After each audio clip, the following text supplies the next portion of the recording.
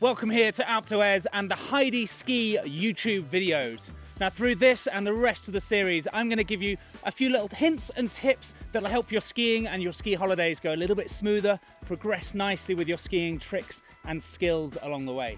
This one today is aimed at beginner, low intermediate sort of level, but actually a lot of this stuff sets the core foundations or the rudimental skills that will help you as you get higher and higher with your skiing. Firstly, to introduce myself, I'm known as Cookie to everyone out here in Alpe d'Huez, France. That's where we're filming here today. I'm a ski and snowboard instructor, fully qualified, working for the ESF, that's the French ski school. So into today's video, the 5 most common mistakes I see for beginner skiers, and actually the same thing, like I mentioned, through intermediate and advanced skiers too. Mistake number 1 is about trying to use your body to turn the skis. It's about posture and body shape.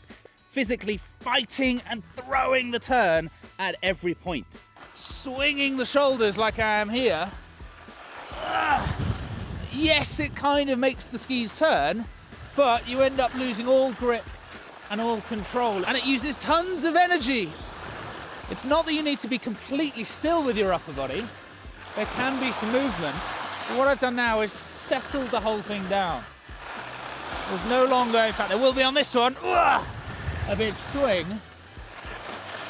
I'm not using the upper body to initiate the turn. This is the same if I was in a snowplough. So here's the snowplough style turn, or often called a stem turn, this one. And it's the same if we start cranking it up a little bit more now into some higher level turns. It's really not that you have to be rigid and stiff, it's just trying avoiding swinging those arms or swinging the upper body to initiate the turn. It really burns your thighs, leaning back like this. Common mistake number 2 is leaning back and not really having control over the skis. Now the cliche response to this is lean forwards. However, that doesn't really help either. Okay, so this is me leaning back. I have calf pressure in the boots. It's burning my thighs, and I've got very little grip from the skis as I come down this piste. Leaning forwards, that doesn't help either. This is going wrong, this is me leaning forwards. I'm losing all grip from the tail of the skis. So, to reset that stance, stand up tall. Slouch or flex, bend your knees so your shins are gently pressing into the front of the boots. We just need to keep shin contact and heel contact. This is the right sort of stance, not leaning forwards or backwards, but a neutral, centered position. The same stance needs to apply whether I'm on 0 gradient, 1 degree, or 45 degrees. I still need to be at the same angle. You could think of it as the angle of my shin, roughly there, being the same angle as that of my spine. These are my skis. These are my spine and my shin angle. This is me standing still on the piste just now. As I start to ski, that angle needs to remain the same. Stand centered. Neutral, central position. Bit of shin pressure, bit of heel pressure, and my spine and my shins are matching. This is that nice, comfortable posture you're aiming for. Shin and spine are matched. I'm not really leaning forwards, but I'm definitely not leaning back.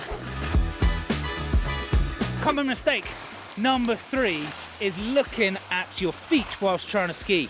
Eyes up, look forward. Take in the view. Now you're walking down a road or you're riding a bicycle, you wouldn't be able to do either of them if you were staring at your feet. It's exactly the same with skiing. Head up, looking forwards. Take in that stunning view. You've come all the way to the mountains to ski. Enjoy the view. Look at the changes of snow terrain up ahead of you and potentially any other skiers coming nearby. Anything but looking at your feet will make it easier for your skiing. Common mistake number 4 is using a snowplough as a brake.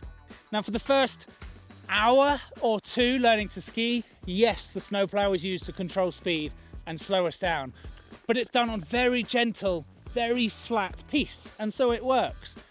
Now, as you see down here, the power plough is not slowing me down, it's not helping.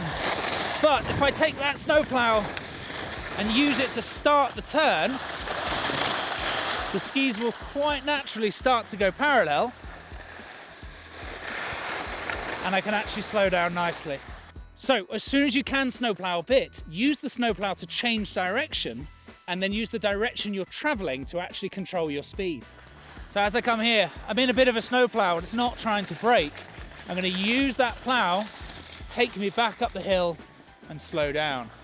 Snowplow to start the turn, back up the hill slightly to slow it down. The summary there is the snowplow is not used for braking. The snowplow is used to stabilize and start or initiate the turn, and then you can use the direction you're going to slow you down rather than forcing in the power plow and really hurting your legs.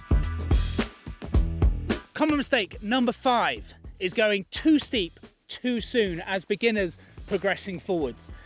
The pistes are color coded: green, blue, red, black, from beginner up to very difficult, very technical terrains.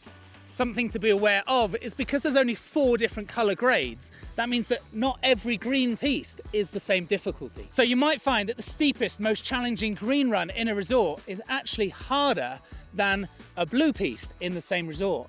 But it's marked as a blue because it's a main route with lots of people coming down it, and it's known for having slightly tougher terrain, or the snow is never quite as good as that nice green run that you'll find elsewhere. And that's where the skill of the instructors and the coaches that you'll join during your week or first few weeks or even more skiing is that they will know where the next slope is. These videos and other videos you'll find online are really helpful to get your brain thinking about skiing and mountains and holiday, but it doesn't replace having a local expert, a local instructor in your resort on your holiday. So there you have it, 5 common mistakes I see at beginners, and actually the same at lower intermediate and higher level skiing too. This video is made with Heidi, so if you're looking at skiing anywhere at all, look into the Heidi website. All of the contacts and the links and everything is in the description of this video here too. If you're new to the channel, there's loads more videos already uploaded and more coming regularly throughout this winter. So make sure you hit that like and subscribe button down at the bottom to stay in touch with exactly what's going on. Thanks for joining me, and I will see you on the snow very soon.